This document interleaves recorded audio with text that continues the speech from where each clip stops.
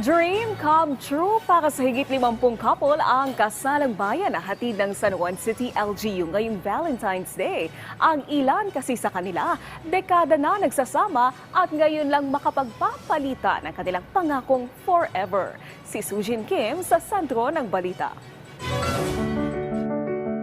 Isang taon ding nasubok ang pasensya at pagmamahal ng kapwa 20 anyos na magnobyo na sina James at Maika bago tuluyan silang magbalitan ng wedding vow. Si James naging emosyonal pa nga sa gitna ng seremonya.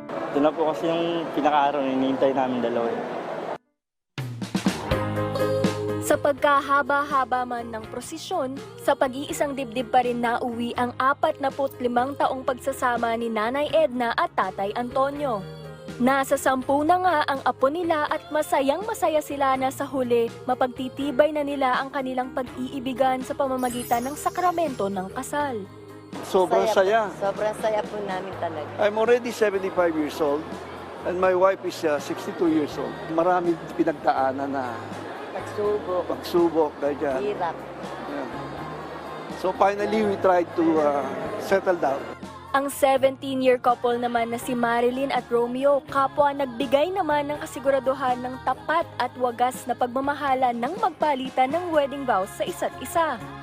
Habang nabubuhay tayo, mamahalin kita hanggang sa mga anak natin, maging masaya tayo. Simula ngayon hanggang sa susunod na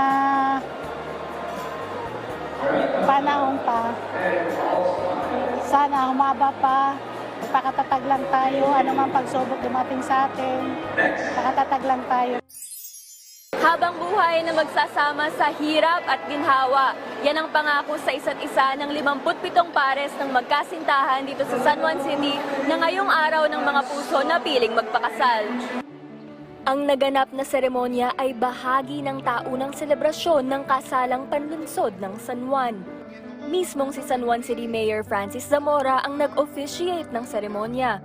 Sagot ng pamahalaang lokal ng San Juan ang wedding cake at bouquet para sa mga mag-asawa, pati wedding reception libre rin. Singsing at damit na lang ang kinakailangang asikasuhin ng mga ikinasal. May handog rin ang lungsod na pera bilang regalo para sa mga newlyweds. Hawak kamay silang nagpalitan ng kanilang matamis na oo, sa karamdaman at kalusugan at sa lahat ng araw ng kanilang buhay. Nangako ang bagong kasal na walang hanggan nilang iibigin ang isa't isa. So congratulations, and you may now kiss the bride! Wala nang atrasan. Yan naman ang naging payo ni Mayor Zamora na 23 taon na rin kasal. Pagkakaroon ng bukas na komunikasyon at lubos na pangunawa ang secret ingredient sa maayos at masayang pagsasama. Paalala pa ni Mayor Zamora, mahalaga rin na maparehistro ang mga kinasal para opisyal na matala ito ng Philippine Statistics Authority o PSA.